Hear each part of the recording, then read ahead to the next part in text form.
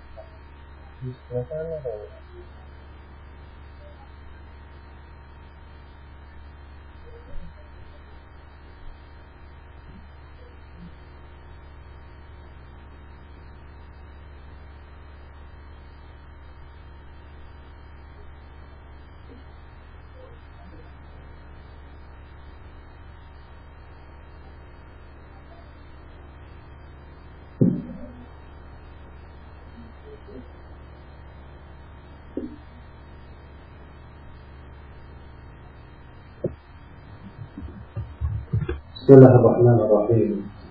إن الحمد لله نحمده ونستعينه ونستغفره ونعوذ بالله من شرور أنفسنا ومن سيئات أعمالنا. من يهده الله فلا مضل له ومن يضلل فلا هادي له، وأشهد أن لا إله إلا الله وحده لا شريك له، وأشهد أن محمدا عبده ورسوله. أما بعد، فإن أصدق الكلام كلام الله،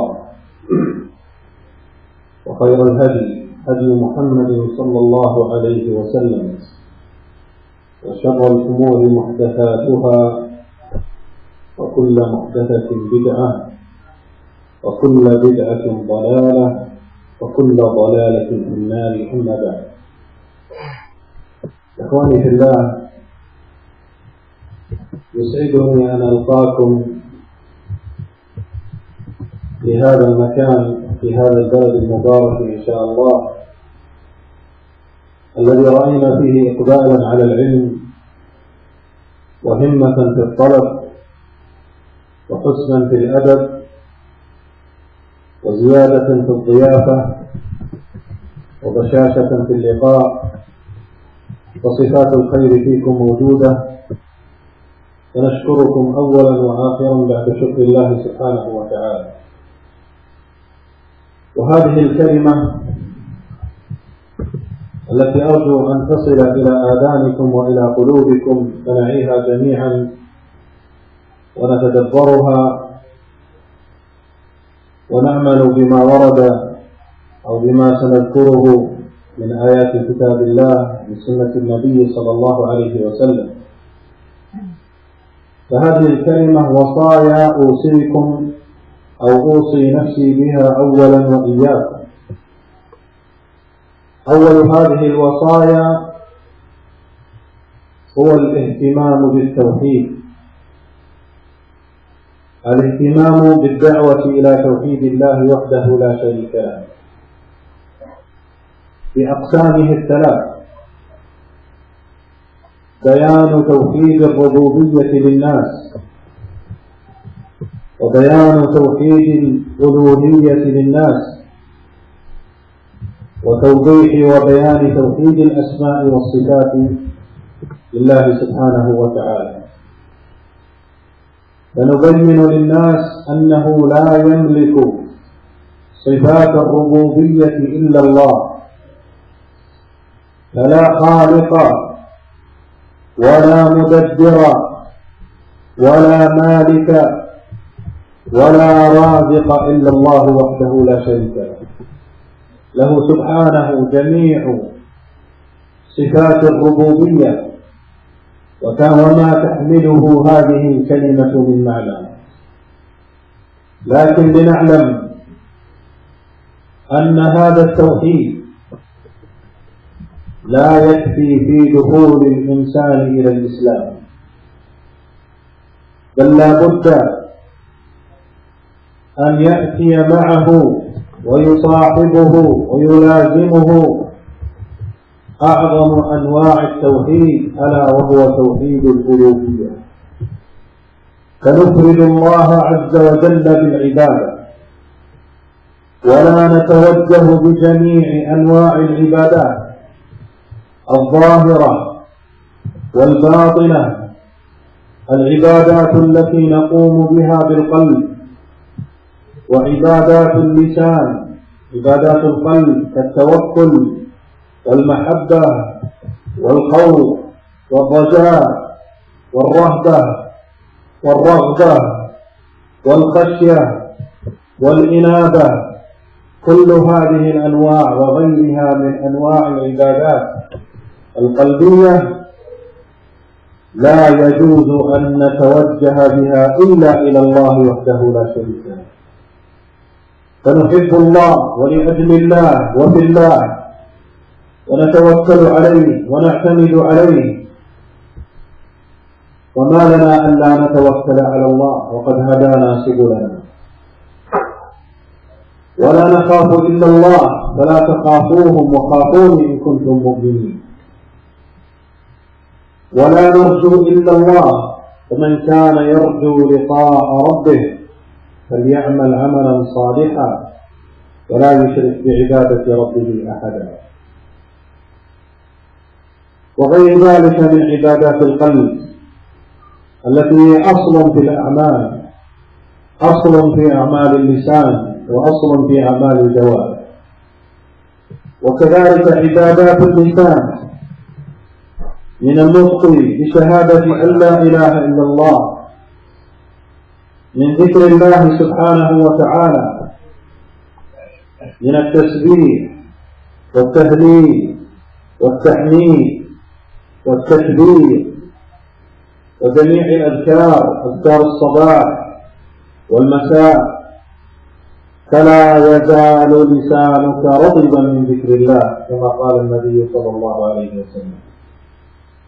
فهذا اللسان يجب أن نعمره بطاعة الله، ونجعله يلهج بذكر الله سبحانه وتعالى. أن استغفروا ربكم إنه كان غفارا يرسل السماء عليكم مدرارا ويمددكم بأموال وبنين ويجعل لكم جنات ويجعل لكم أنهارا. بسبب هذا اللسان حصلت هذه الأشياء. فإن استغفرت الله وأكثرت من الاستغفار وعبدت الله بلسانك ييسر الله عز وجل لك الرزق، وييسر للبلد المطر، وييسر له العشب والثمار والنباتات وتصبح جنات وأنهار. كل ذلك بسبب ذكر الله سبحانه وتعالى. فهذه هي عبادات اللسان. كذلك عبادات الجوارح. فلا نصلي إلا لله، ولا نركع إلا بالله، ولا ننحني إلا لله سبحانه وتعالى، ولا نسجد إلا إلى الله أو إلا لله. لا نسجد لقبر، ولا نصلي لولي ولا سيد، ولا نصلي لجبل ولا لبحر. وكذلك الذبح، لا نذبح إلا لله، ولا نذبح للبحر، ولا نذبح للجن، بل الذبح عبادة لا تكون إلا لله. من ذبح لغير الله فقد أشرك، من ذبح لغير الله فقد أشرك، لعن الله من ذبح لغير الله. وما في حديث علي رضي الله تعالى عنه قال رسول الله صلى الله عليه وسلم: لعن الله من ذبح لغير الله. قل إن صلاتي ونسكي، نسك الذبح، ومحياي ومماتي بمعنى جميع شؤوني من حين حياتي وبعد موتي كلها لله، كلها لله عز وجل، لا نشرك به أحدا. فهذه أنواع العبادة التي تدخل في توحيد الألوهية، فلا يجوز صرفها إلا إلى الله وحده لا شريك له.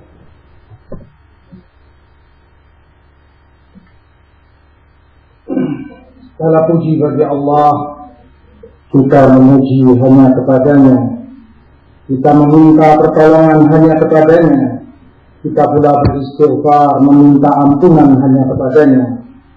Kita berlindung diri kepada Allah dari kejahatan diri kita dan dari kejahatan amalan-amalan kita. Barang siapa yang Allah beri hidayah padanya, maka tiada yang mampu menyesatkannya. Dan barang siapa yang Allah sesatkan, maka tidak akan ada yang bisa memberinya hidayah. Aku bersaksi bahwa tiada sesembahan yang hak kecuali Allah. Dia satu-satunya, tiada sekutu baginya. Dan aku bersaksi bahwa Muhammad sallallahu alaihi wasallam adalah sebagai hamba dan utusannya. Amma ba'd, sesungguhnya sebaik-baik perkataan adalah perkataan Allah, dan sebaik-baik petunjuk adalah petunjuk Rasulullah sallallahu alaihi wasallam. Sejelek-jelek perkara adalah perkara yang baru dan diada-adakan dalam agama. Karena setiap perkara yang diada-adakan adalah bid'ah, dan setiap kebid'ahan adalah sesat, dan setiap kesesatan adalah di neraka.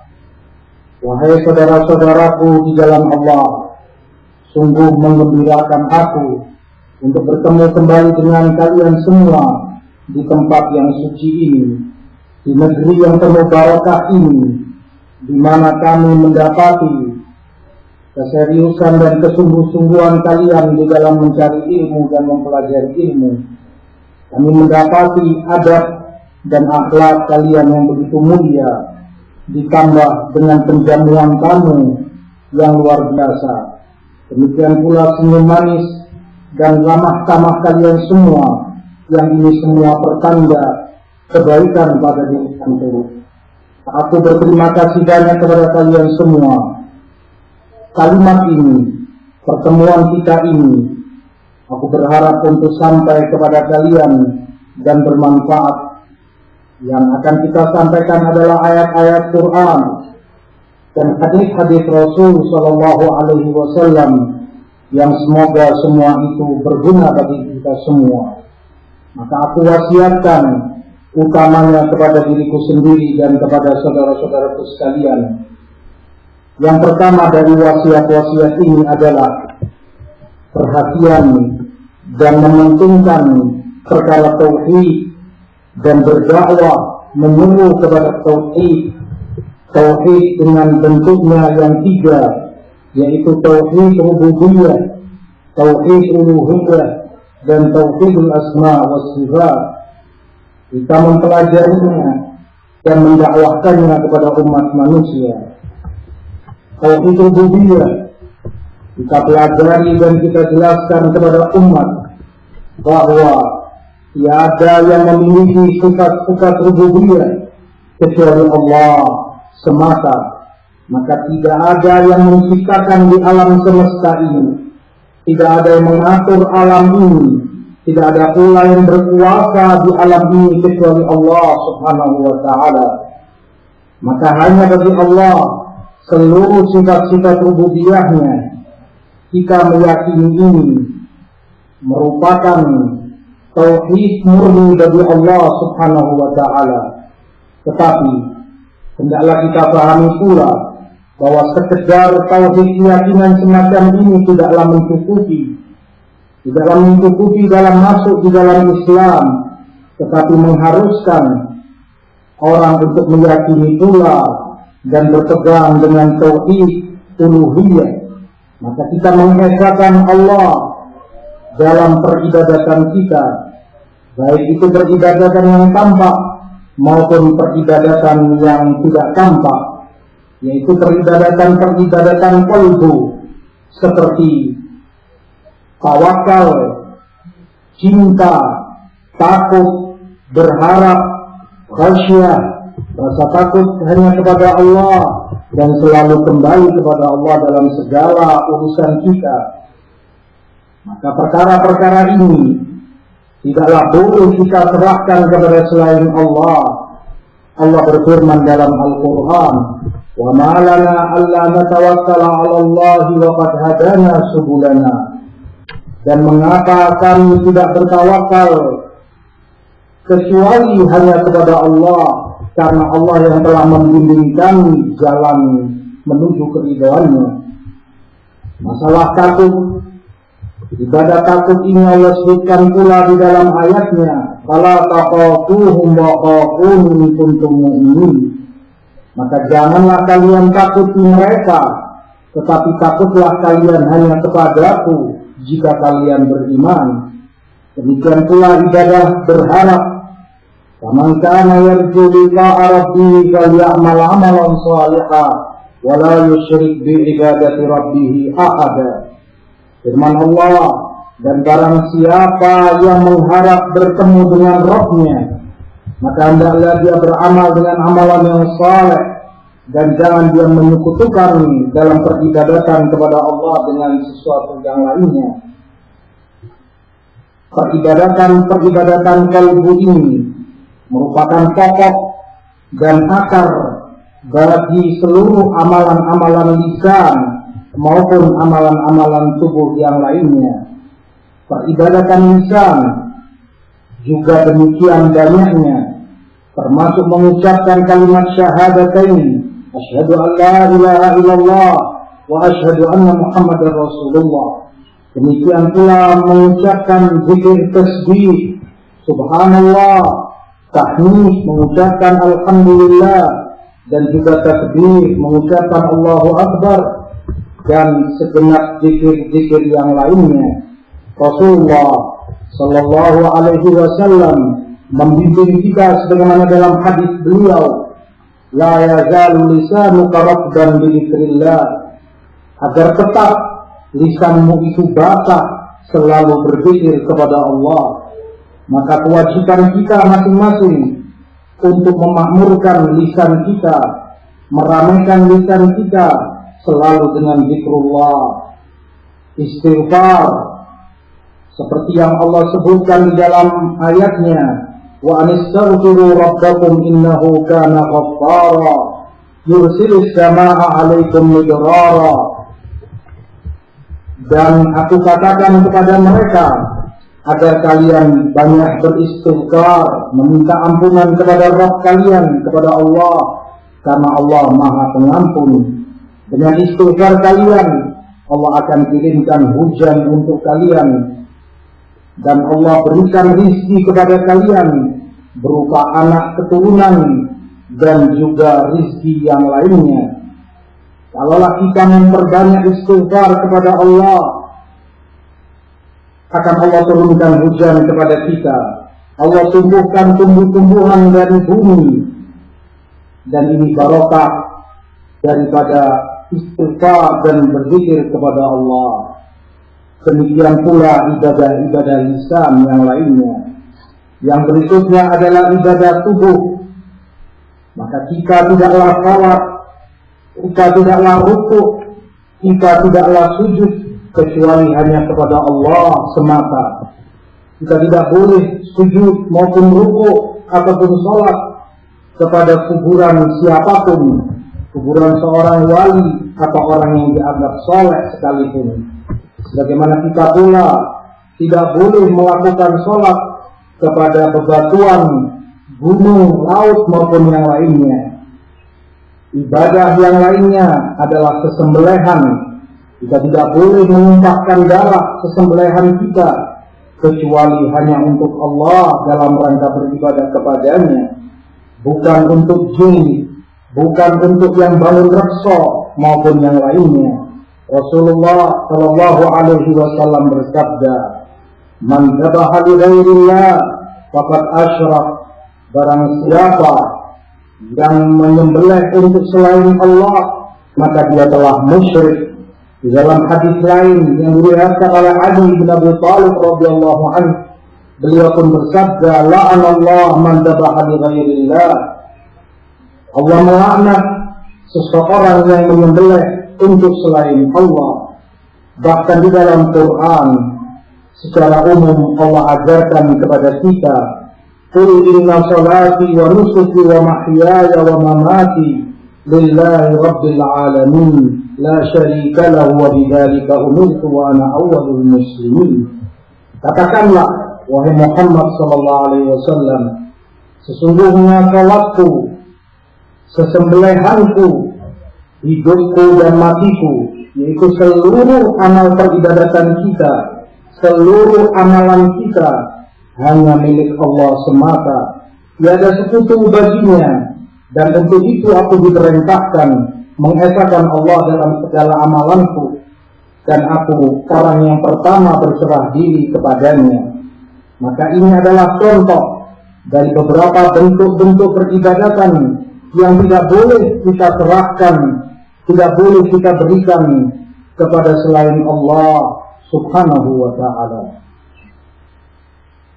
فإذا العبادة كما عرفها أهل العلم هي اسم جامع لكل ما يحبه الله ويرضاه من الأقوال والأفعال الظاهرة والباطنة، وكل عمل وقول واعتقاد ظاهر وباطن فهو عبادة لا يجوز صرفها إلا لله. كما أن العبادة لا تصح ولا يقبلها المولى عز وجل حتى يأتي العبد بشرطين أساسيين بهما تكون العبادة مقبولة عند الله سبحانه وتعالى. يقول عز وجل: فمن كان يرجو لقاء ربه فليعمل عملا صالحا ولا يشرك بعبادة ربه أحدا. فالذي يرجو لقاء الله ورؤية الله في الدار الآخرة فليجعل عمله مصحوبا بشرطين أساسيين، وهما الإخلاص والمتابعة للنبي صلى الله عليه وسلم. فالإخلاص والمتابعة في قوله عز وجل: فمن كان يرجو لقاء ربه فليعمل عملا صالحا، أي متابعا فيه للنبي صلى الله عليه وسلم، ولا يشرك بعبادة ربه أي مخلصا لله سبحانه وتعالى. فلا بد أن تؤدي عبادتك وهي مقرونة بالإخلاص لله عز وجل، تتوجه بقلبك وبكلك إلى الله سبحانه وتعالى، لا ترجو رياء ولا ترجو سمعة ولا تعبد غير الله، بل عبادتك مخلصا فيها لله عز وجل. قل إني أمرت أن أعبد الله مخلصا له الدين. النبي صلى الله عليه وسلم أمر بإخلاص الدين لله، وكذلك أمته أمروا بإخلاص الدين لله وحده لا شريك له.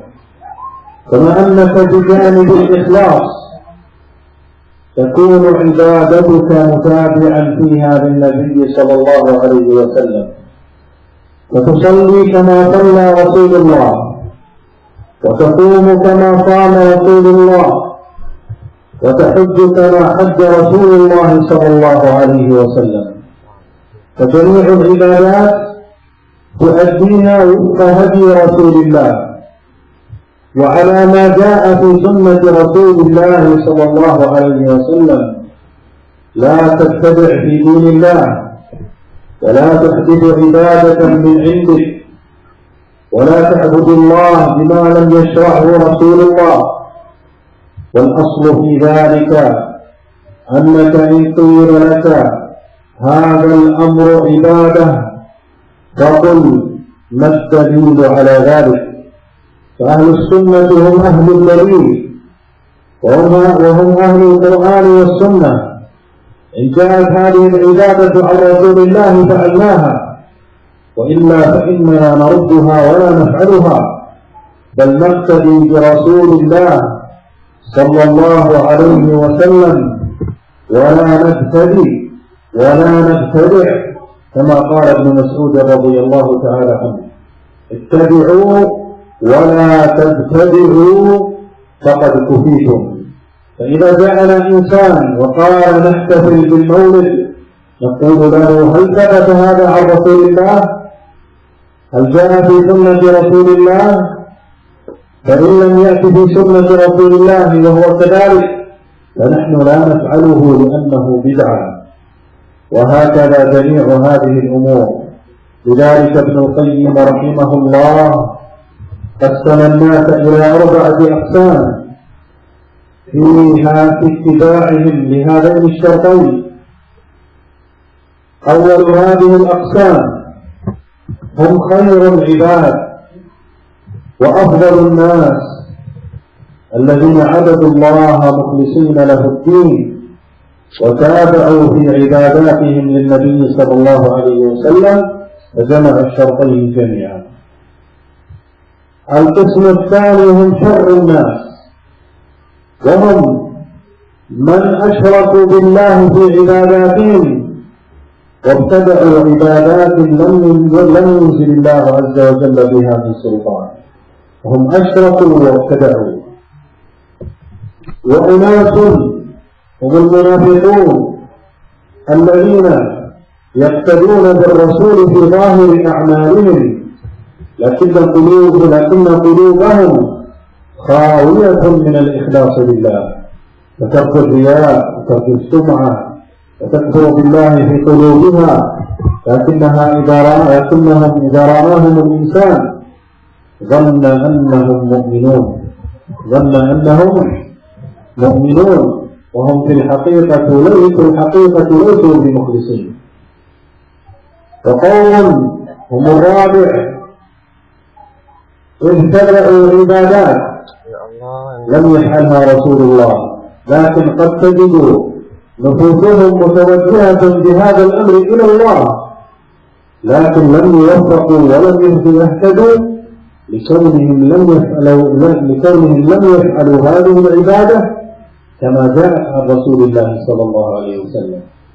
روت عائشة كما في الصحيحين من حديث رسول الله صلى الله عليه وسلم أنه قال: ما لم يأتي عليه أمرنا فهو رد. من عمل عملا ليس عليه أمرنا فهو رد. من عمل عملا ليس عليه أمرنا فهو رد. فأخبر النبي صلى الله عليه وسلم أن من عمل عملا لم يأتي عليه أمره صلى الله عليه وسلم فهو مردود عليه. يجب أن نجمع في عباداتنا بين الإخلاص والمتابعة. قيل للفضيل بن عياض رحمه الله: ما قوله عز وجل ليبلوكم أيكم أحسن عملا؟ فقال الفضيل: أخلصه وأصوبه. إذا ما أخلصه وأصوبه؟ قال: إذا كان العمل خالصا ولم يكن صوابا لم يقبل. إذا كان العمل صوابا ولم يكن خالصا لم يقبل. يجب أن نهتم بهذين الشرطين ونعلمها أهلنا وإخواننا ومجتمعنا. Maka dengan demikian beribadah kepada Allah, yang mana ibadah itu sebagaimana diterangkan oleh para ulama ahlu sunnah, definisinya adalah dia nama dari segala perbuatan yang mencakup segala yang dicintai oleh Allah dan diridai olehnya, baik itu berbentuk perkataan maupun perbuatan yang tampak maupun yang tidak tampak. Maka tidak boleh bagi kita untuk mengarahkan peribadatan kita kepada selain Allah. Peribadatan yang kita lakukan tidak akan diterima oleh Allah Subhanahu wa Ta'ala, sehingga ibadah itu terpenuhi padanya dua syarat mutlak. Allah sebutkan hal itu di dalam ayat di surat Al-Kahf: "Faman kana yarju liqa'a rabbih falya'mal 'amalan shalihan wa la yusyrik bi ibadati rabbih ahada." Dan barang siapa yang mengharap pertemuan dengan Rabbnya, dengan Allah, maka hendaklah dia beramal saleh dan tidak menyekutukan Allah dengan sesuatu yang lainnya. Maka barang siapa yang menginginkan pertemuan dengan Allah, berharap untuk melihat Allah di akhirat kelak, hendaklah dia berikhlas di dalam amal ibadahnya. Allah sebutkan di dalam ayat: "Falyamal amalan shalihan." Hendaklah dia beramal saleh. Ini menunjukkan syarat mutaba'ah. Amalan ibadahnya haruslah sesuai dengan tuntunan Rasulullah sallallahu alaihi wasallam. "Wala yusyrik bi ibadati rabbih ahada." Dan agar dia tidak menyekutukan Allah, tidak musyrik dalam beribadah kepadanya, menunjukkan syarat yang pertama, yaitu keikhlasan hanya untuk Allah di dalam beribadah, tidak menginginkan dalam ibadahnya sesuatu selain Allah. Hal ini merupakan syarat yang dengannya amalan ibadah akan diterima oleh Allah Subhanahu wa Ta'ala. Allah perintahkan kepada Rasulnya, dan perintah ini juga kepada segenap umat beliau: "Qul inni umirtu an a'budallaha mukhlishan lahud-din." Katakanlah bahwa aku diperintah untuk beribadah, mengikhlaskan amalan ibadahku hanya untuk Allah semata. Maka ibadah haruslah ikhlas, murni hanya untuk Allah. Kita menghadap Allah, niat mengharap Allah dalam kalbu kita. Tidak ada yang kita inginkan dalam amalan kita kecuali hanya Allah Subhanahu wa Ta'ala. Maka kita sholat, kita beribadah, ikhlas hanya karena Allah. Syarat yang kedua adalah mengikuti tuntunan ajaran Rasulullah sallallahu alaihi wasallam. Kita sholat sebagaimana Rasulullah sallallahu alaihi wasallam sholat dalam tata cara dan sifat sholat kita. Demikian pula kita puasa sebagaimana Rasulullah ajarkan kita berpuasa. Kita menjalankan haji, mempelajari dan mengambil manasik itu juga dari Rasulullah sallallahu alaihi wasallam. Maka seorang hamba yang mendapat taufik dari Allah, dia akan terbimbing dalam amal ibadahnya berjalan sesuai tuntunan Rasulullah SAW dan yang tersebutkan di dalam sunnah beliau. Maka kita di dalam beribadah tidak boleh mengada-ngada merekayasa ajaran sendiri yang tidak tersebutkan dalam agama Allah. Kita tidak beribadah kepada Allah dengan sesuatu yang tidak disyariatkan oleh Rasulullah SAW untuk kita. Dengan demikian, kalaulah kita mendengar pernyataan bahwa sesuatu perbuatan, sesuatu ajaran adalah ibadah, maka tanyakanlah apa dalilnya, dasar yang mendalili perbuatan ini. Karena ahlu sunnah adalah orang-orang yang beribadah berdasarkan dalil. Kita tidak mengada-ngada di dalam beragama. Kita tidak boleh membuat sesuatu yang baru yang tidak ada tuntunan dari Rasul SAW. Sebagaimana dikatakan oleh sahabat yang mulia Abdullah ibnu Mas'ud radhiyallahu taala anhu, "Ittabi'u wa la tabtadi'u faqad kufitum."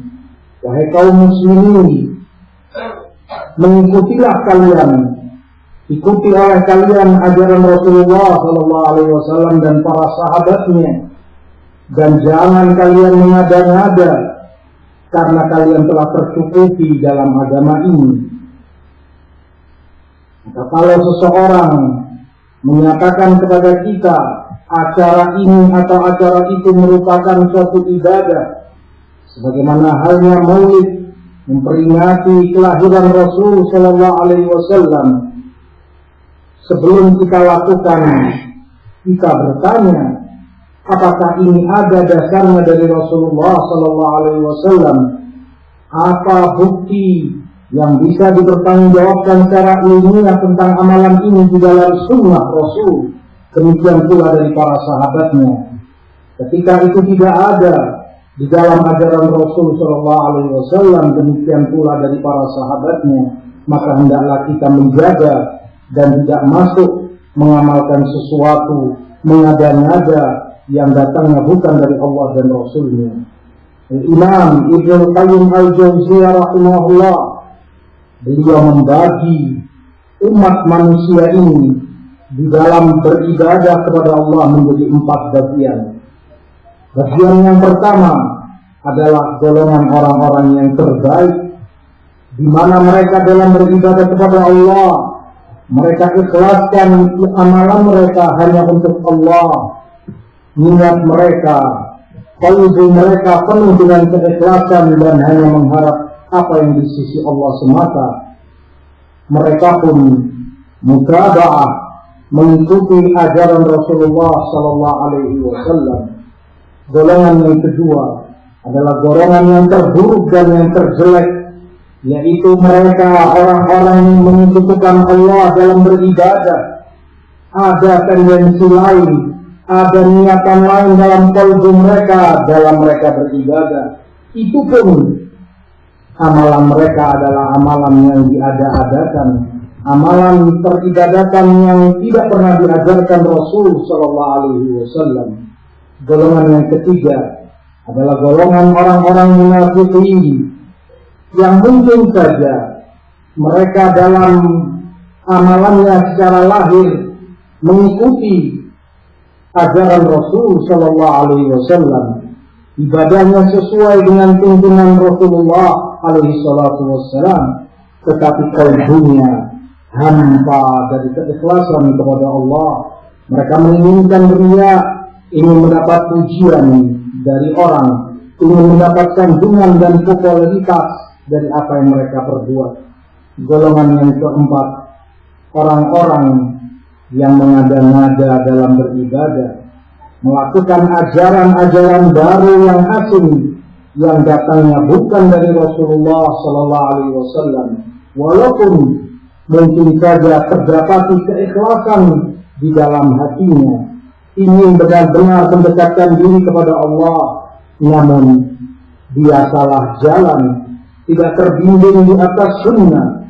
Oleh sebab itu, Ummul Mukminin ibunda kaum mukminin Aisyah radhiyallahu taala anha meriwayatkan dari Rasulullah sallallahu alaihi wasallam, sabda beliau dalam Sahih Muslim, "Man 'amila 'amalan laisa 'alaihi amruna fa huwa raddun." Barang siapa yang berbuat menjalankan suatu ajaran dalam agama ini tanpa ada ajaran dan bimbingan dari kami, maka amalan dia itu tertolak, yaitu tidak akan diterima oleh Allah karena hilangnya syarat mutaba'ah. Amalan itu tidak sesuai dengan bimbingan Rasul sallallahu alaihi wasallam.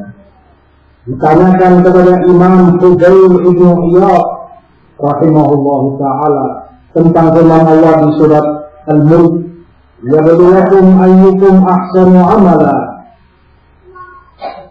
Allah Subhanahu wa taala menciptakan kematian dan kehidupan untuk menguji di antara kalian, untuk menseleksi siapa di antara kalian yang terbaik amalannya. Apa makna terbaik amalannya ini? Jawab Fudail ibnu Iyad, "Akhlasu wa aswahu," yaitu amalan yang paling ikhlas dan paling benar. Diterangkan oleh beliau, amalan itu kalaulah ikhlas semata namun tidak benar karena tidak sesuai ajaran Rasulnya, maka amalan itu sia-sia dan tidak akan diterima oleh Allah. Demikian pula kalau amalan itu benar sesuai bimbingan Nabi sallallahu alaihi wasallam namun tidak ada keikhlasan padanya, juga akan sia-sia dan tidak akan diterima oleh Allah. Maka keduanya haruslah terpenuhi dalam setiap amal ibadah kita. Ikhlas hanya untuk Allah dan amalan itu amalan yang benar sesuai tuntunan Rasul sallallahu alaihi wasallam. Maka kewajiban kita untuk selalu memperhatikan dan memenuhi dua syarat ini dalam segala amal ibadah kita. فإذا يجب علينا أن نهتم بالدعوة إلى التوحيد، وأن نجعل أساس دعوتنا ومنطلقها هو الدعوة إلى التوحيد وتحذير الناس من الشرك وتبيين فضل التوحيد وتبيين خطر الشرك للناس، وأن التوحيد هو مفتاح دعوة الرسل، وأن الرسل أول ما دعوا أقوامهم إلى أن يوحدوا الله سبحانه وتعالى. لذلك إذا قرأت في قصصين في سورة هود وفي سورة الأعراف تجد أن الله سبحانه وتعالى أخبر أنهم كلهم قالوا أن اعبدوا الله ما لكم من إله غيره. كلهم كانوا يدعون فيقولون أن اعبدوا الله ما لكم من إله غيره، ولقد بعثنا في كل أمة رسولا أن اعبدوا الله واجتنبوا الطاغوت. فكل الرسل كانت دعوتهم إلى توحيد الله سبحانه وتعالى. ورسولنا صلى الله عليه وسلم أول ما بدأ بالتوحيد وانتهى بالتوحيد، ورسالته كلها في التوحيد، بل إن القرآن كله في التوحيد. فالقرآن إما أمر بالتوحيد وإما نهي عن ضده وهو الشرك، وإما في بيان الأحكام وهذه من لوازم التوحيد، وإما في بيان ثواب أهل التوحيد، وإما في بيان عقوبة أهل الشرك. فهذه خمسة أمور دلت على أن القرآن كله في توحيد الله سبحانه وتعالى، من أوله إلى آخره كله في توحيد الله. بل إن أول أمر عندما تقرأ القرآن تجد أنه في توحيد الله سبحانه وتعالى. يا أيها الناس اعبدوا ربكم الذي خلقكم والذين من قبلكم لعلكم تتقون. فأول أمر في سورة البقرة تجده أنه أمر بعبادة الله وحده لا شريك له.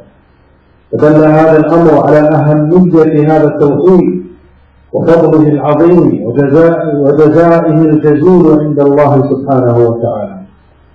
أخبر نبينا صلى الله عليه وسلم في حديث صاحب البطاقة الذي رواه أحمد وغيره بإسناد صحيح أن النبي صلى الله عليه وسلم قال: يؤتى برجل من أمتي فتنشر له سجلاته من الذنوب وهي 99 سجلا مد البصر، 99 من سجلات الذنوب والصحائف مد البصر، فينظر عن يمينه فلا يرى إلا هذه السجلات، وينظر عن شماله فلا يرى إلا هذه السجلات، وينظر تلقاء وجهه فلا يرى إلا النار. فقيل له: أيضا الناس اليوم من شيء؟ فيقول: لا يا ربي. فيقول سبحانه وتعالى: بلى، إن لك عندنا حسنة وإنك لن تظلم اليوم شيئا. فأخرجت له بطاقة مكتوب فيها: لا إله إلا الله، كلمة التوحيد. جاء بالتوحيد، قارف الذنوب والمعاصي، لكنه جاء بالتوحيد وأخلص العبادة لله. ووضعت هذه البطاقة السجلات 99 في كفة من كفتي الميزان، ووضعت البطاقة في الكفة الأخرى فطافت بهن لا إله إلا الله، فغفر الله له فأدخله الجنة. بسبب ماذا؟ بسبب التوحيد، بسبب التوحيد. فهذا يدل على عظم أجر التوحيد وعلى وجوب الاهتمام به. وكذلك على العكس في خطورة الشرك. الشرك خطره عظيم ومبطل للأعمال وهو أظلم الظلم. يقول سبحانه وتعالى: إن الشرك لظلم عظيم. ويقول عز وجل: إنه من يشرك بالله فقد حرم الله عليه الجنة ومأواه النار وما للظالمين من أنصار. يقول عز وجل: إن الله لا يغفر أن يشرك به ويغفر ما دون ذلك لمن يشاء. وأخبر النبي وأخبر الله عز وجل أن الأنبياء مع شدة إيمانهم كانوا يخافون على أنفسهم الشرك، وهذا يدل على خطر هذا الأمر، وأن الإنسان لا يأمن من مكر الله ولا يثق في نفسه الثقة المطلقة، بل يخاف على نفسه ويبذل أسباب الابتعاد عن معصية الله، ويبذل أسباب الابتعاد عن الشرك بالله سبحانه وتعالى. يقول عز وجل عن إبراهيم الخليل الموحد إمام المتقين: كان يدعو ويقول: اجبني وبني أن نعبد الأصنام. قال إبراهيم التيمي رحمه الله: فمن يأمن على نفسه بعد إبراهيم؟ إبراهيم الذي كان أمة قانتا لله حنيفا ولم يكن من المشركين كما وصفه الله عز وجل. هذه الصفات العظيمة إمام يقتدى به في التوحيد، كان يخاف على نفسه الشرك وعبادة الأصنام، يدعو ويقول: وجنبني وبني أن نعبد الأصنام. فهذا يدل على خطر الشرك ووجوب الحذر منه ووجوب التحذير والابتعاد عنه.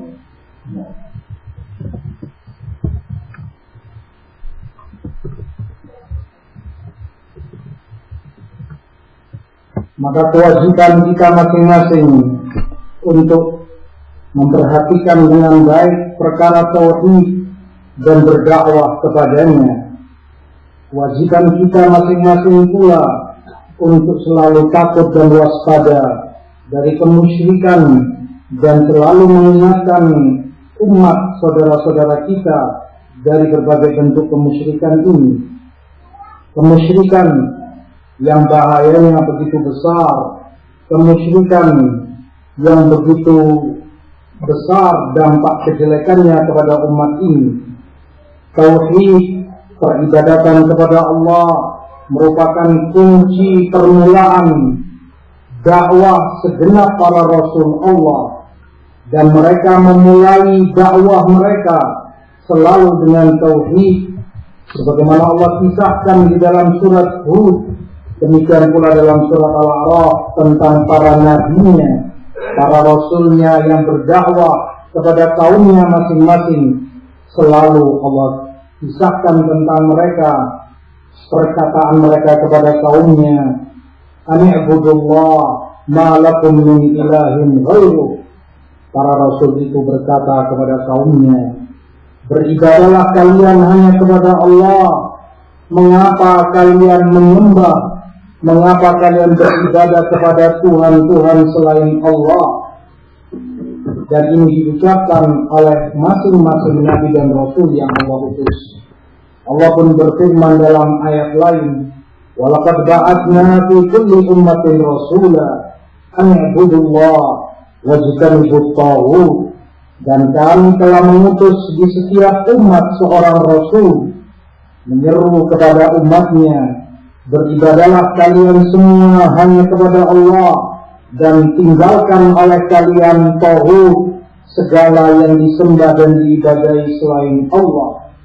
Maka setiap rasul demikian dakwah mereka. Setiap nabi yang Allah utus itulah awal mula dakwah mereka dan sangat mereka pentingkan. Bahkan Quranul Karim seluruhnya adalah tentang tauhid dan demi tauhid. Perintah-perintah Allah di dalam Quran, bentuk ayat-ayat Quran seperti disebutkan oleh para ulama. Yang pertama bentuknya adalah perintah untuk bertauhid kepada Allah, atau bentuk ayat yang lain adalah larangan dari lawan tauhid, yaitu larangan dari kemusyrikan kepada Allah. Bentuk yang ketiga, penjelasan tentang berbagai macam hukum dalam hukum-hukum syariat ini, halal, haram dan yang lainnya, dan itu merupakan kelaziman dan kesempurnaan tauhid. Bentuk yang keempat adalah penjelasan tentang pahala dan balasan kemuliaan dari Allah bagi mereka yang bertauhid. Atau bentuk yang kelima adalah penjelasan dari Allah tentang siksa dan azabnya bagi mereka yang musyrik dan menyekutukan Allah, yaitu orang-orang yang meninggalkan tauhid kepada Allah. Maka sesungguhnya tauhid ini begitu pentingnya, begitu besarnya, sehingga dia merupakan perintah pertama yang Allah sebutkan di dalam Quran. Sebagaimana di awal-awal surat Al-Baqarah, ya ayyuhan nasu u'budu rabbakumul ladzi khalaqakum walladzina min qablikum la'allakum tattaqun. Wahai segenap umat manusia, beribadahlah kalian kepada Allah yang menciptakan kalian dan menciptakan generasi-generasi sebelum kalian agar kalian bertakwa kepadanya. Di dalam haditsul bitaqah yang diriwayatkan oleh Imam Ahmad dengan sanad yang sahih, disebut hadits bitaqah karena dikisahkan di dalamnya tentang kartu yang kecil namun begitu berat bobotnya di sisi Allah di dalam timbangannya di akhirat kelak. Yaitu dalam hadis tersebut dikisahkan di hari kiamat kelak seorang hamba akan didatangkan di hadapan Allah dan didatangkan catatan-catatan dosa dia selama hidup di dunia. Dia memiliki 99 lembar catatan dosa yang masing-masing lembarnya panjangnya sejauh mata memandang, semuanya penuh dengan catatan dosa dan maksiatnya. Maka hamba itu menengok ke sebelah kanannya, dia tidak mendapati kecuali catatan-catatan dosa. Dia pula menengok ke sebelah kirinya, tidak dia lihat kecuali catatan-catatan dosa. 99 lembar catatan dosa yang masing-masingnya sepanjang mata memandang. Lalu hamba itu melihat ke arah depannya, tidak dia lihat kecuali neraka. Maka Allah tanyakan kepada hamba ini, wahai hambaku, apakah engkau masih punya kebaikan yang bisa engkau datangkan di hari ini, si hamba karena pesimis menyatakan tidak ya Allah, namun Allah katakan kepada hambanya, justru wahai hambaku, engkau masih memiliki kebaikan, engkau sedikit pun tidak akan didolimi di hari ini. Lalu didatangkan kepadanya kartu kecil yang tertulis padanya La ilaha illallah, yang itu merupakan kalimat tauhid. La ilaha illallah yang maknanya adalah penafian peribadatan, pengingkaran sesembahan kepada selain Allah, dan ditetapkan bahwa ibadah itu hanya milik Allah semata. Lalu ditimbang 99 catatan dosa hamba itu dengan satu buah kartu kecil yang tertulis padanya kalimat tauhid. Maka di timbangan Allah subhanahu wa ta'ala, timbangan la ilaha illallah itu yang lebih berat, dan dengan itu selamatlah hamba tersebut dari azab Allah subhanahu wa ta'ala. Kalau itu menerangkan kepada kita keutamaan tauhid dan begitu pentingnya tauhid, maka di sisi lain kemusyrikan kepada Allah pun begitu bahayanya, begitu besar dampak jeleknya, dan itu merupakan perbuatan zalim yang paling zalim. Allah sebutkan dalam Quran, inna syirka la dzulmun azim. Pernyataan Luqman kepada anaknya, jangan kita menyekutukan Allah, karena syirik, menyekutukan Allah dengan yang lain, adalah perbuatan zalim yang sangat besar. Juga di dalam ayat lain Allah sebutkan, man yusyrik billah faqad harrama Allah alaihi al-jannah wa ma'wahu an-nar wa ma lidh-dhalimin min ansar.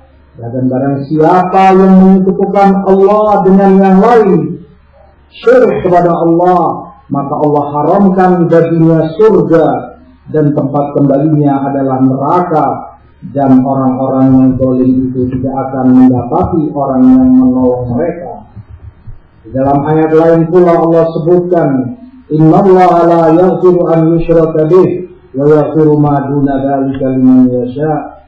Sesungguhnya Allah tidak akan mengampuni dosa ketika ia disekutukan dengan yang lain, dan masih Allah ampuni dosa-dosa selain itu bagi yang Allah kehendaki.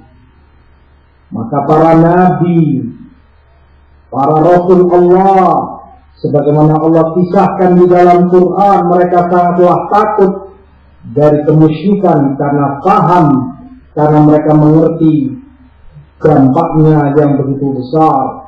Allah kisahkan tentang kekasihnya, yaitu Ibrahim alaihissalam, wajnubni wa baniya an na'budal asnam. Ya Allah, jauhkan aku dan anak keturunanku dari beribadah kepada berhala. Jauhkan aku dan keturunanku dari peribadatan kepada selain Allah. Disebutkan oleh Imam Ibrahim At-Taimi rahimahullah, siapakah yang merasa aman dari kemusyrikan setelah Nabi Ibrahim alaihissalam? Artinya, kalau sosok Nabi Ibrahim saja takut dari kemusyrikan dan selalu meminta berdoa kepada Allah agar dijauhkan darinya, maka selain beliau terlebih harus lebih takut dan menghindarkan diri dan anaknya dari kemusyrikan. Dan ini semua menunjukkan kepada kita kewajiban kita masing-masing untuk selalu menjauh dan menyelamatkan diri dan keluarga kita dari berbagai bentuk kemusyrikan kepada Allah Subhanahu wa ta'ala. Idzan asy-syirku ikhwani fillah khataruhu 'azim wa anwa'uhu muta'addidah wa suwaruhu katsirah. يجب أن نعرفها فنحذر منها ونحذر منها، بجانب أن كل نوع من أنواع العبادة صرفه لغير الله شرك، وأنواع العبادة كثير. إذا كل عبادة صرفت لغير الله فهو شرك.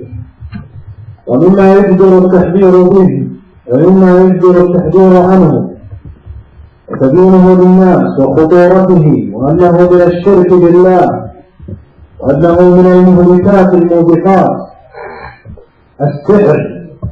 فهذا السحر استفحل في الأمة الإسلامية وانتشر فيهم في كل مكان وفي كل بلد بسبب الجهل والابتعاد عن الله وقلة التوكل على الله وقلة الرضا بقضاء الله وقدره، يلجؤون إلى غيره شكوى وسخطا من قضاء الله وقدره، يلتجئون إلى العباد ويظنون أنهم بيدهم النفع والضر، وإنما الأمر كله لله سبحانه وتعالى.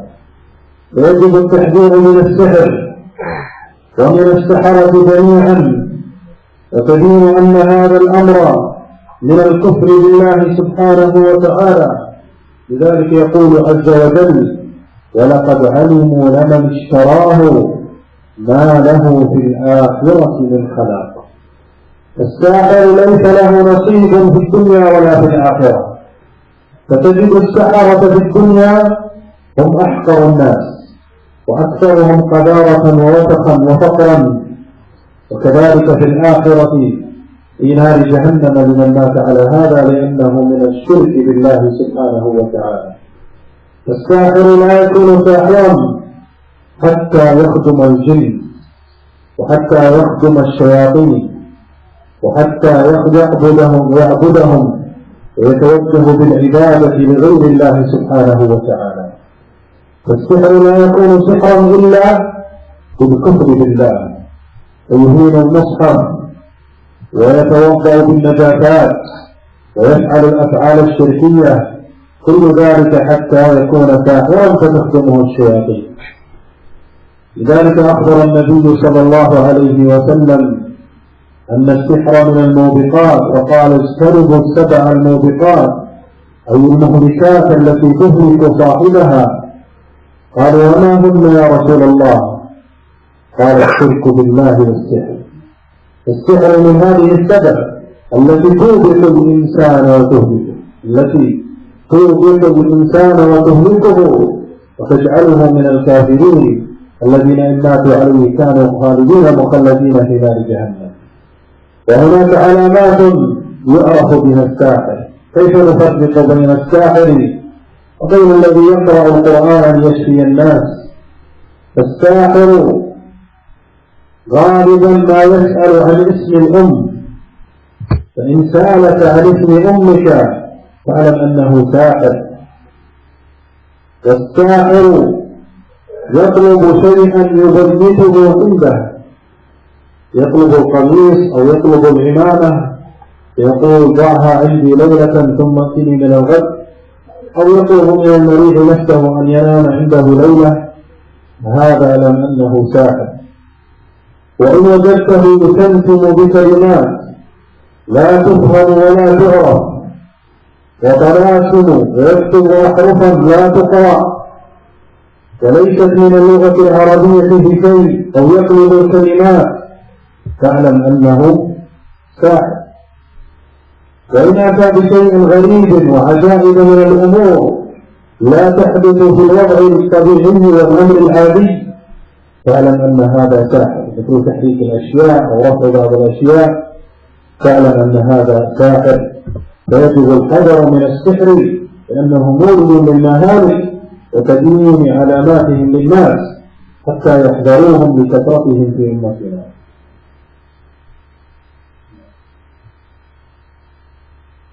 Kemusyrikan kepada Allah Subhanahu wa Ta'ala begitu banyak bentuk dan macamnya. Sebagaimana peribadatan kepada Allah banyak macam dan bentuknya, maka demikian pula kemusyrikan kepada Allah Subhanahu wa Ta'ala. Maka keharusan kita untuk selalu waspada dan selalu takut agar kita selamat dari kemusyrikan ini. Termasuk dari bentuk kemusyrikan adalah sihir. Perkara ini yang banyak tersebar luas di tengah-tengah umat kaum muslimin akibat kejahilan mereka tentang tauhid, akibat keminiman ilmu mereka tentang tauhid, akibat ketipisnya ketawakalan mereka kepada Allah, berharap mereka mengira manfaat dan madarat di tangan tukang-tukang sihir itu. Mereka mengira bahwa kebaikan dan kejelekan, manfaat dan madarat dikuasai oleh para dukun dan tukang-tukang sihir tersebut. Padahal Allah Subhanahu wa ta'ala telah menerangkan di dalam Quran bahwa para penyihir itu tidak akan mendapatkan bagian kebaikan di akhirat kelak.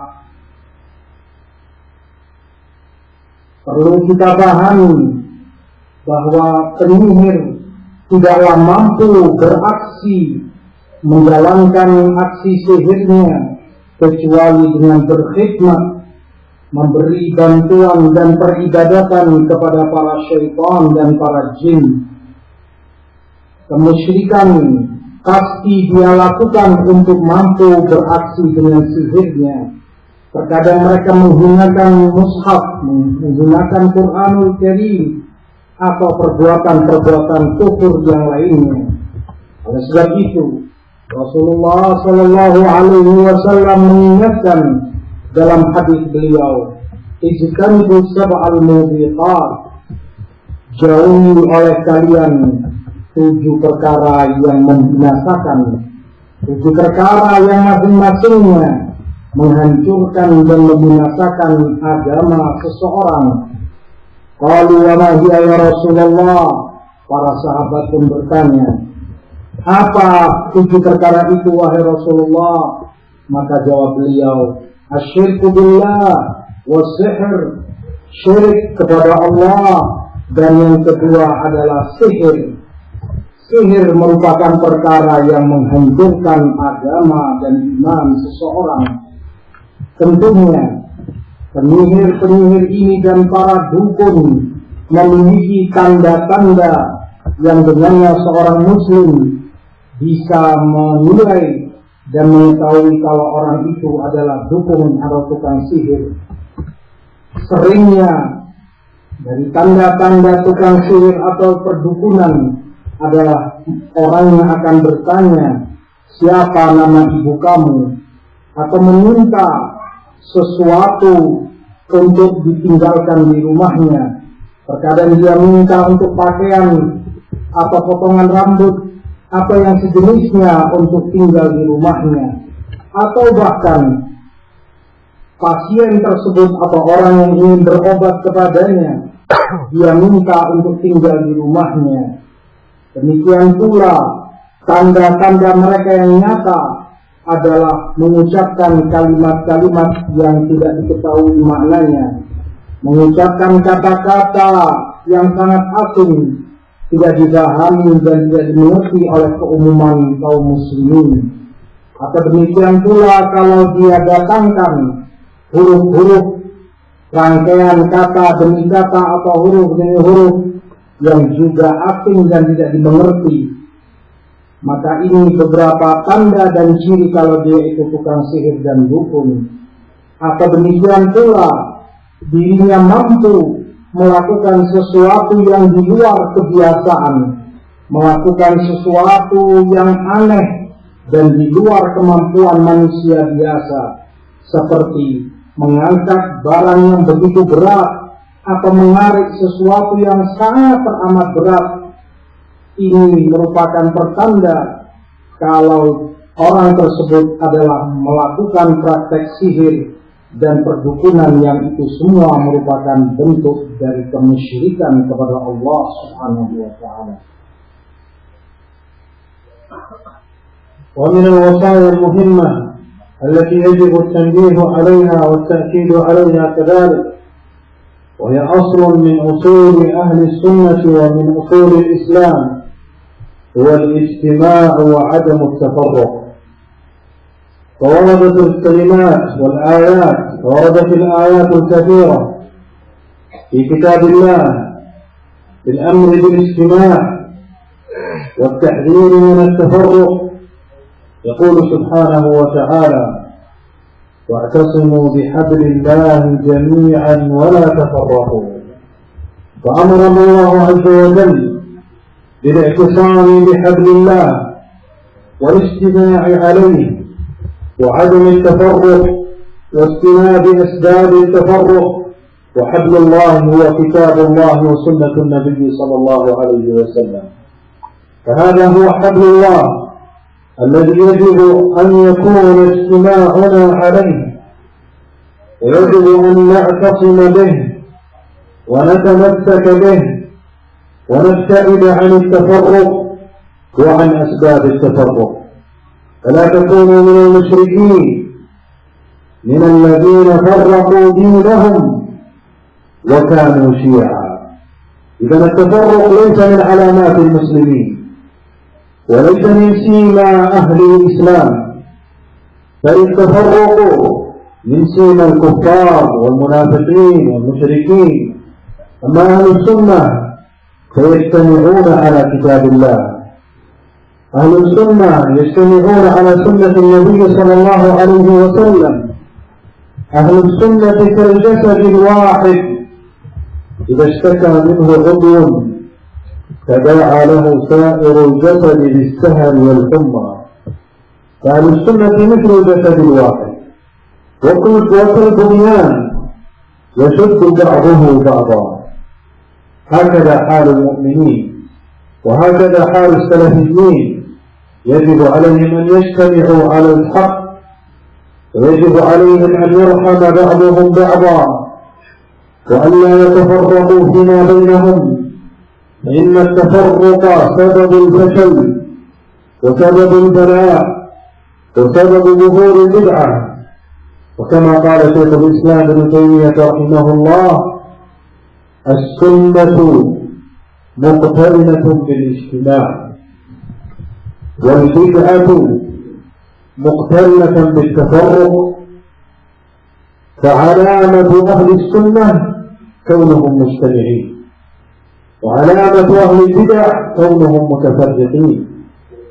ذلك أخبر النبي صلى الله عليه وسلم في حديث معاوية رضي الله عنه قال: افترقت اليهود على 71 فرقة كلها في النار إلا واحدة، وافترقت النصارى على 72 فرقة كلها في النار إلا واحدة، وستفترق أمتي على 73 فرقة كلها في النار إلا واحدة. قالوا: من هو يا رسول الله؟ احرص على معرفة الحق وعلى معرفة أهل السنة. فقال النبي صلى الله عليه وسلم: هم الجماعة، أي من صفتهم أنهم مجتمعون، ومن صفتهم أنهم يلتفون حول إمامهم المسلم حاكم البلد، يلتفون حوله ويجتمعون حوله، فلا يفارقونه ولا يكفرونه ولا يقاتلونه ولا يفكرون في بلاد الإسلام، ولا يستخدمون هذه الأساليب التي تقوي جانب الشرك والكفر وتضعف دولة الإسلام. كل ذلك بسبب ابتعادهم عن الجماعة وعن الاجتماع. وقالوا: من هو يا رسول الله؟ قال: ما كنت عليه اليوم أنا وأصحابي. فإذا بجانب كونهم على جماعة أيضا هم على سنة، لذلك سموا أهل السنة والجماعة، وسموا السلف لأنهم يتبعون فهم السلف الصالح في كتاب الله وفي سنة النبي صلى الله عليه وسلم. لذلك البدع لا زالت تخرج وتتكرر وتتعدد، وهؤلاء الخوارج لا زالوا يخرجون في كل بلد ويتربصون بالمسلمين وببلدان المسلمين، فيفجرون ويدمرون ويقولون نقتل الكفار، وهذا الفعل لا يجوز ومخالفة بهدي رسول الله صلى الله عليه وسلم. يقول صلى الله عليه وسلم: من قتل ذميا أو معاهدا، بمعنى أنه دخل بلد الإسلام بعهد وسمحت له الدولة بالدخول، كما هو الحال الآن في دخول بعض الكفار إلى بلاد الإسلام تسمح لهم البلد والدولة. قال: من قتل معاهدا أو ذميا فلم يرى رائحة الجنة. رائحة الجنة لا يشمها. وكما أخبر النبي صلى الله عليه وسلم عن الخوارج وقال شر قتل حتى أدين السماء، وقال لئن أدركتهم لأقتلنهم قتل عاد وإرم. النبي صلى الله عليه وسلم حذر من هؤلاء الخوارج، وجاء في رواية أنهم لا يزالون يخرجون حتى يخرج آخرهم مع الدجال. بجانب هذه المظاهر وهذا الابتداع وهذه الفرق وكثرتها وقلة أهل السنة، نجد بعض المندسين في صفوف أهل السنة يحذرون من طلبة العلم السلفيين لأفهم الأسباب ولأقل الأمور، فيحصل الفرقة ويحصل الاختلاف، فهذا له جماعة وهذا له حزب وهذا يحذر من هذا، وكلهم أهل السنة، لكن الشيطان كد بينهم واستغل هذا الضعيف الذي يريد تفريق أهل السنة بزعم أنه هو المتمسك وأن غيره ليسوا بمتمسكين وليسوا بأهل السنة.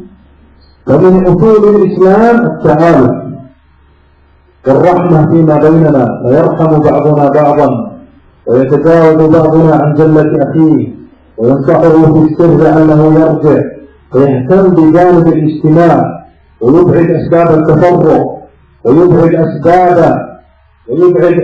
يعني النمامين الذين يسعون للتفريق بين السلفيين وبين الإخوة، فهؤلاء يجب أن يهتموا بهذا الأصل العظيم من أصول الإسلام.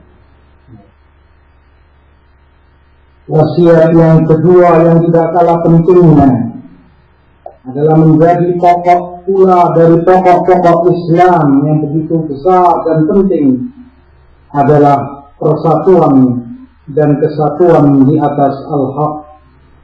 Persatuan di atas al-haq dan meninggalkan berbagai bentuk perpecahan dan perselisihan. Hal ini telah tersebutkan di dalam banyak ayat-ayat Quran dan hadis-hadis Rasul sallallahu alaihi wasallam. Allah sebutkan dalam Quran, wa'tasimu bihablillahi jami'an wa la tafarraqu, dan berpeganglah kalian semua dengan tali Allah dan jangan kalian bercerai-berai, jangan kalian terpecah-pecah. Diperintahkan oleh Allah untuk kita selalu berpegang dengan talinya, dengan agamanya, dengan Al-Quran dan Sunnah Rasulnya, dan agar kita tidak berpecah belah dalam agamanya. Larangan untuk berpecah belah adalah larangan pula untuk kita mendekat kepada segala sebab yang menyebabkan perpecahan. Maka kita diperintahkan untuk menjauh dari segala sebab yang mengakibatkan perpecahan. Itu adalah tali Allah yang wajib bagi kita semua untuk kita pegang teguh dengannya. Allah sebutkan dalam ayat lain, وَلَا تَكُونُوا مِنَ الْمُشْرِكِينَ مِنَ الَّذِينَ فَرَّقُوا دِينَهُمْ وَكَانُوا شِيَعًا. Dan janganlah kalian menjadi golongan orang-orang musyrikin, yaitu orang yang memecah belah agama mereka dan mereka berkelompok-kelompok. Maka perpecahan di dalam agama adalah ciri orang-orang musyrik. Terpecah belah menjadi berkelompok-kelompok dalam beragama adalah ciri orang-orang kafir, bukan ciri ahli Islam, bukan pertanda kaum muslimin, karena Islam mengajarkan kepada kita persatuan di atas kebenaran. Terlebih lagi kalau itu adalah ahli sunnah wal jamaah, mereka itu Rasulullah SAW perumpamakan seperti jasad yang satu. Idza ishtaka minhu udhu tada'a lahu sa'iru jasad bis-sahri wal humma. Kalau sebagian tubuh itu sakit, maka anggota tubuh yang lain akan ikut merasakan dampak dari itu, ikut tidak tidur malam. Demikian pula akan ikut merasakan demamnya. Rasulullah SAW juga mengibaratkan persatuan mereka, Ahlul Islam, Ahlul Sunnah, seperti bangunan yang satu. Kal bunyan yashuddu ba'duhu ba'da, seperti bangunan yang satu, saling mengikat, saling menguatkan. Demikianlah seharusnya keberadaan kaum mukminin dan kondisi salafiyin. Hendaklah mereka saling rahmat, saling kasih sayang satu sama yang lain, agar masing-masing menghindar dan menjauhkan segala sebab yang mengakibatkan perpecahan. Karena perselisihan dan terpecah menjadi berkelompok-kelompok dalam agama adalah bala. Semua itu adalah kejelekan, semua itu adalah kesesatan dan bid'ah.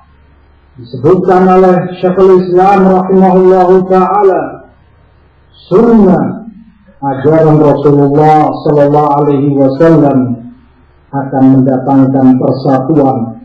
Dia yang akan menyatukan umat, sementara bid'ah, ajaran-ajaran sesat, ajaran yang menyesatkan, dia yang akan memecah belah, dia yang akan memporak-porandakan persatuan umat kaum muslimin. Diriwayatkan dari Muawiyah radhiyallahu taala anhu bahwa Rasulullah sallallahu alaihi wasallam bersabda, "Iftaraqatil yahud ala 71 millah." Bangsa umat Yahudi terpecah menjadi 71 golongan, semuanya di neraka kecuali satu golongan. Waftaraqatin nasara ala 72 firqah, dan demikian pula kaum Nasrani terpecah menjadi 72 golongan, semuanya di neraka kecuali satu golongan yang selamat.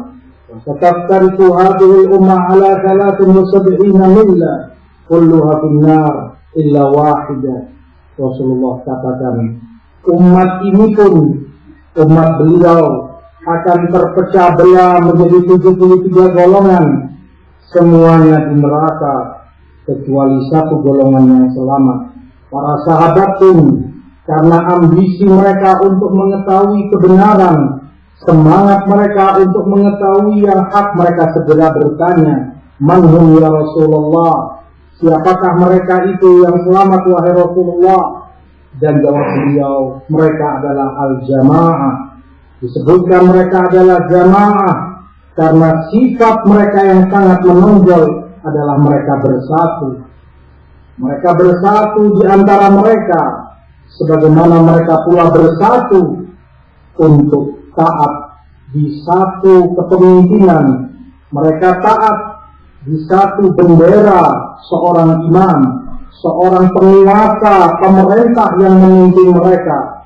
Maka ciri ahlu sunnah wal jamaah, ciri salafiyin, kalau mereka itu tidak mengkafirkan pemerintahnya, mereka selalu taat dan tunduk kepada pemimpin yang memimpin mereka. Mereka tidak melakukan perkara yang merusak dan memporak-porandakan negeri mereka. Mereka tidak melakukan pemboman di sana sini dan perusakan di sana sini. Mereka tidak melawan dan tidak menentang kepada pemerintahnya. Mereka selalu memberikan hatinya untuk taat dan selalu hormat memuliakan pemerintahnya. Demikianlah mereka disebut sebagai ahlu sunnah, karena mereka mengikuti sunnah ajaran Rasulullah.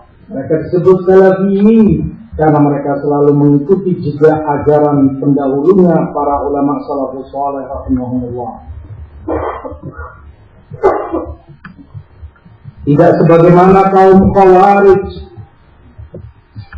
yang sangat tercela, yang dicela oleh Allah dan dicela oleh Rasulullah sallallahu alaihi wasallam. Mereka merusak dan mereka melakukan perusakan di muka bumi, di negeri-negeri kaum muslimin. Perbuatan mereka sangat menyalahi ajaran Rasulullah sallallahu alaihi wasallam. Mereka membunuh orang kafir semau mereka tanpa batas, tanpa aturan. Padahal Rasulullah sallallahu alaihi wasallam sabdakan, "Man qatala diniyan aw mu'ahada lam yarah raihatal jannah. Barang siapa membunuh seorang kafir dhimmi atau muahad, yaitu orang kafir, namun mereka masuk ke negeri kaum muslimin dengan seizin pemerintahnya. Mereka masuk dengan diberi suaka politik, diberi perlindungan resmi oleh pemerintah yang ada. Yang membunuh orang kafir semacam ini, Rasulullah ancam dia tidak akan mencium bau wangi surga. Rasulullah SAW sebutkan tentang mereka ini, syarru qatla tahta adin sama, bahwa bangkai-bangkai mereka yang terbunuh adalah sejelek-jeleknya bangkai di kolong langit ini.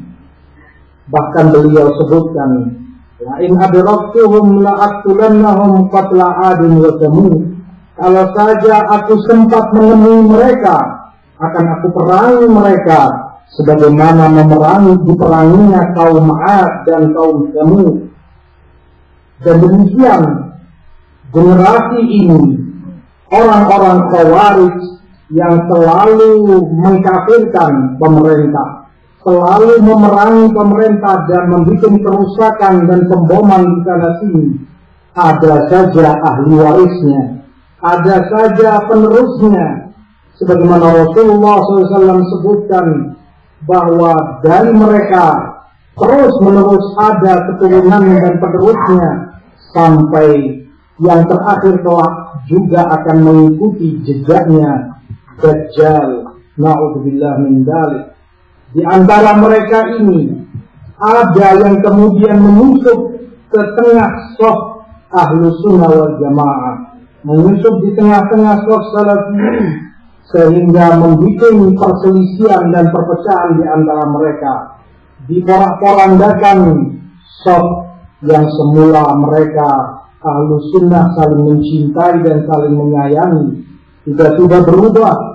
Mereka saling mentakdir yang satu dari yang lainnya, muncul kebencian, muncul permusuhan hanya karena sebab yang sangat sepele. Oleh sebab itu, hendaklah kita selalu waspada, selalu menjauhkan diri dari setiap orang yang mengadu domba, dari setiap orang yang menyusupkan makar-makar busuk di tengah-tengah kita, karena orang-orang semacam ini akan merusak dan mencerai-beraikan persatuan Ahlu Sunnah wal Jamaah dan persaudaraan di antara mereka. أما الوصية الأخيرة التي أوصي نفسي وإياكم بها فهي العلم.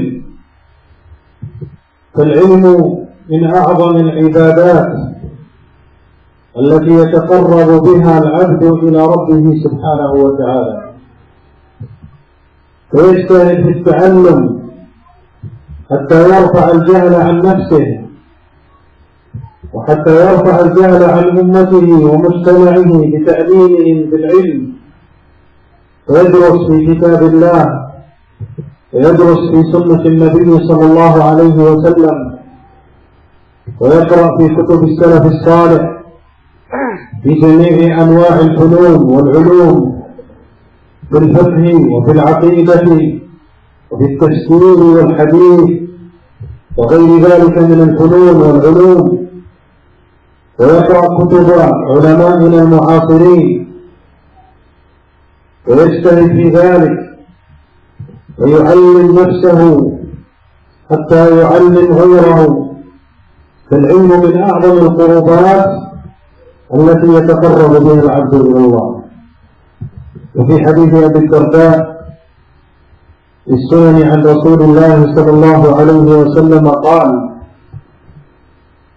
من سلك طريقا يلتمس فيه علما سهل الله له به طريقا إلى الجنة. فإذا العلم من طرق الجنة ومن السبل التي ييسر الله ويسهل له دخول الجنة. وإن الملائكة لتضع أجنحتها لطالب العلم رضا بما يصنع. وإن العالم ليستغفر له من في السماوات ومن في الأرض حتى الحيتان في البحر. وإن فضل العالم على العابد كفضل القمر على سائر الكواكب. وإن العلماء ورثة الأنبياء، وإن الأنبياء لم يورثوا دينارا ولا درهما، وإنما ورثوا العلم، ومن أخذ به أخذ بحظ وافر، أي له النصيب العظيم من الفضل ومن الثواب، لأنه أخذ ميراث الأنبياء وتعلم العلم حتى أصبح من العلماء، وحتى أصبح يستغفر له من في السماوات ومن في الأرض، حتى الحوت والسمك في البحر والنملة في جحرها تستغفر للعالم لما له من الخير ولما له من الآيات على الناس، حتى يخرجهم من الظلمات إلى النور، ويعلمهم سبيل الهدى ويبعدهم عن سبيل الردى. يجب علينا أن نتعلم، فإن الشرك لا ينتشر إلا بسبب الجهل، وإن البدع والخرافات لا تنتشر إلا بسبب الجهل والبعد عن العلم، بل إن حتى الخوارج والتكفير وغيرهم لا ينتشرون إلا بسبب الجهل. لذلك يقول شيخ الإسلام ابن تيمية رحمه الله: إنما يغلب التكفير على طباع أهل الجهل. إنما يغلب التكفير على طباع أهل الجهل، أنهم ابتعدوا عن العلم فأحدثوا الفتن والبلاء. وكذلك جميع أهل البدع لا يرتكبون البدع ويضلون الناس إلا بسبب بعدهم عن العلم، وشواهد ذلك كثيرة. يقول صلى الله عليه وسلم: إن الله لا ينتزع العلم ينتزعه من صدور العلماء، وإنما بقبض العلم، حتى إذا أخذه لم يبق عالما فشر الجهل. ماذا يحصل بعد ذلك؟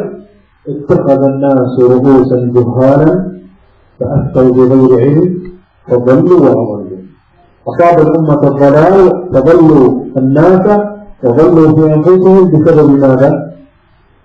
الجهل. بل إن الشرك ما ظهر في الأمة في عهد آدم إلا بسبب ماذا؟ الجهل، كما في أثر ابن عباس: يود وسواع ويغوث ويعوق ونسرا، قال قوم صالحون ماتوا فأوحى الشيطان إليهم أن انصبوا في أماكنهم أنصابا حتى تذكركم بعبادة الله، فلما ذهب هذا الجيل، يقول ابن عباس، وتنوتي العلم ظهر الجهل عبدوه من دون الله. إذن الجهل هو سبب كل بلية، كما أن العلم سبب كل خير.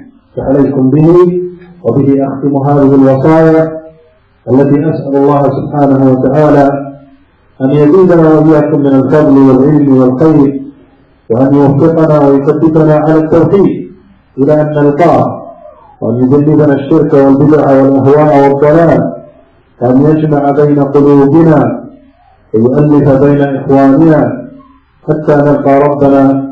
وجزاكم الله خيرا على حسن استماعكم، وبارك الله فيكم. Wasiat yang terakhir adalah tentang ilmu. Ilmu merupakan peribadatan kepada Allah yang begitu agung dan mulia, yang dengannya seorang hamba bertaqarrub mendekatkan diri kepada Allah Subhanahu wa ta'ala. Maka hendaklah masing-masing kita bersungguh-sungguh dalam mempelajari ilmu syar'i ini, mempelajari ilmu yang dengannya kita mengangkat kebodohan dari diri kita, dan kemudian mengangkat kebodohan itu dari umat, dari saudara-saudara kita yang lainnya. Hendaklah kita mempelajari ilmu syar'i, mempelajari Qur'anul Karim dan sunnah Rasul sallallahu alaihi wasallam. Demikian pula dari kitab-kitab para ulama salafus saleh rahimahumullah, dalam berbagai ilmu yang ada, mempelajari fikih, mempelajari akidah, mempelajari tafsir, hadis, dan yang lainnya. Sebagaimana kita mempelajari ilmu syar'i juga dari kitab-kitab para ulama yang ada belakangan ini, para ulama ahlu sunnah wal jamaah. Hendaklah kita bersungguh-sungguh meluangkan waktu dan tenaga kita sehingga ilmu itu ada pada diri kita untuk kemudian kita ajarkan kepada yang lainnya. Keutamaan ilmu ini telah banyak tersebutkan di dalam Quran maupun Sunnah. Di dalam Sunnah antara lain yang diriwayatkan oleh Abu Darda radhiyallahu taala anhu bahwa Rasulullah sallallahu alaihi wasallam sebutkan, "Man salaka tariqan yaltamisu fihi ilma sahalallahu lahu tariqan ilal jannah." Barang siapa yang menempuh jalan guna mencari ilmu syariat, maka Allah akan permudah baginya jalan menuju surga. Wa innal malaikata la tadau ajnihataha li talibil ilmi ridhan bima yasna. Dan sesungguhnya para malaikat pun meletakkan sayap-sayap mereka untuk penuntut-penuntut ilmu karena ridha dengan apa yang mereka perbuat. Wa innal alim la yastaghfiru lahu kullu man fis samawati wa man fil ard hatta al-khitan fil ma'. Dan seorang yang berilmu diistighfar, dimintakan ampunan oleh segala yang ada di bumi dan di langit, bahkan ikan-ikan yang ada di dalam air beristighfar, memintakan ampunan untuk orang-orang yang mempelajari ilmu syariat ini. Inna fadlal alim ala jahil kafadlil qamar ala sa'iril kawakib. Dan sesungguhnya keutamaan seorang alim di atas seorang yang jahil seperti perbedaan bulan di malam purnama dibandingkan dengan bintang-bintang yang ada. Bintang-bintang yang ada itu tampak kecil, tampak tidak ada maknanya ketika bulan itu di malam purnama. Demikian perbedaan seorang yang berilmu dengan seorang yang jahil. Wa innal ulama warasatul anbiya. Rasulullah sebutkan, dan para ulama, orang yang berilmu itu adalah ahli waris para nabi. Wa innal anbiya lam yuwarithu dinara wala dirhama. Dan para nabi tidaklah meninggalkan harta berupa dinar ataupun dirham, walakin warathul ilm. Faman akhadahu faqad akhadha bihaddin wafir. Maka yang diwariskan oleh para nabi itu hanyalah ilmu. Maka barang siapa yang telah mendapati harta warisan itu, sungguh dia telah mendapati bagian yang sangat banyak. Maka kewajiban kita masing-masing untuk mendalami dan mempelajari ilmu syariat yang mulia ini. Karena kemusyrikan tidaklah tersebar luas di sana sini. Kemusyrikan banyak orang terjatuh di dalamnya. Tidaklah terjadi kecuali karena kejahilan, tidak tahu tentang ilmu syar'i.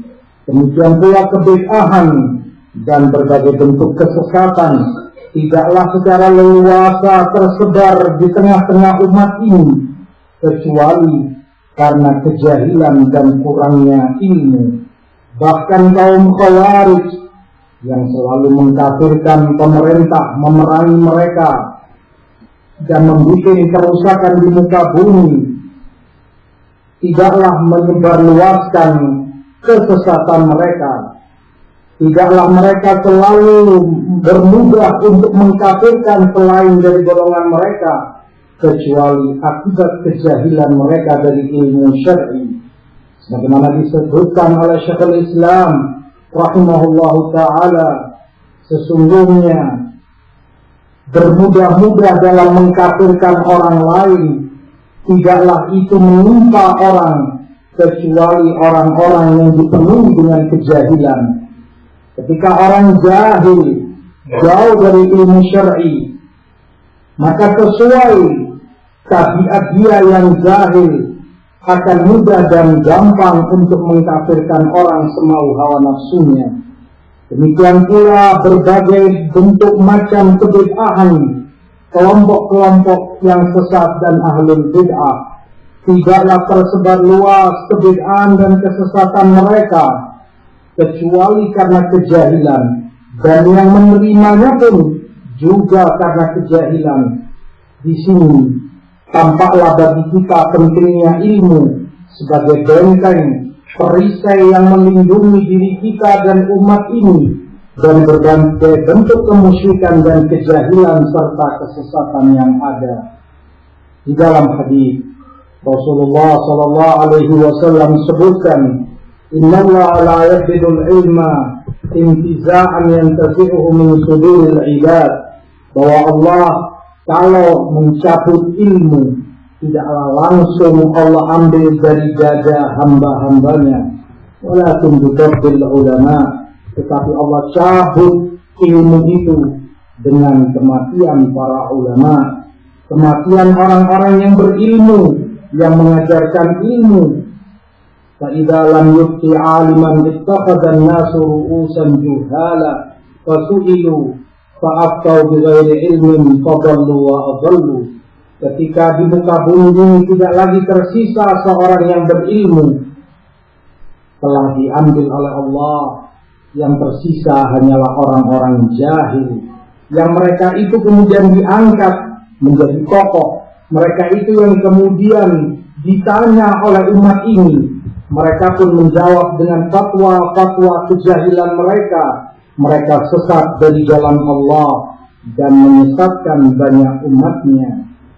Disebutkan dari Abdullah ibnu Abbas radhiyallahu ta'ala anhuma tentang kemusyrikan yang terjadi di muka bumi ini ketika beliau tafsirkan ayat qalu la tadarunna alihatakum wa la tadarunna waddan wa la suwa'an wa la yaghutha wa ya'uqa wa nasra. Mereka sebutkan, kaum musyrikin, jangan kalian tinggalkan sesembahan kalian, jangan kalian tinggalkan wadda, suwa'a, yaghutha, ya'uqa, nasra. Yang ini kata Ibnu Abbas nama dari nama-nama orang-orang saleh yang ketika mereka mati, iblis membisikkan kepada orang-orang jahil di kaumnya dari umatnya, jangan biarkan mereka mati, buatlah patung-patung mereka, mengingatkan kalian tentang kesolehannya, mengingatkan kalian tentang jasa-jasa mereka. Demikian kata Ibnu Abbas, masa demi masa berlalu hingga kata Ibnu Abbas ketika ilmu telah terlupakan, kejahilan telah berkuasa, patung-patung itu pun kemudian disembah dan diibadahi selain Allah Subhanahu wa ta'ala. Kemusyrikan pun terjadi akibat orang jahil dari ilmu yang benar. Maka ini kalimat nasihat yang bisa aku sampaikan kepada saudara-saudaraku sekalian.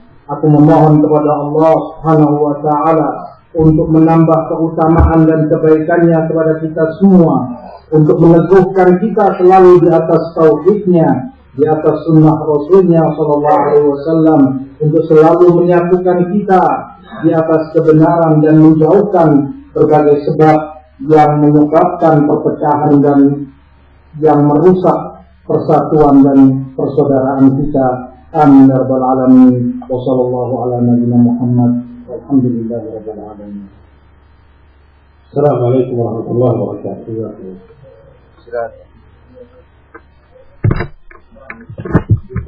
Assalamualaikum warahmatullahi wabarakatuh.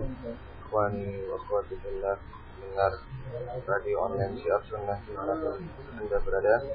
InsyaAllah ta'ala muhawarah akan dilanjutkan dari setelah istirahat selama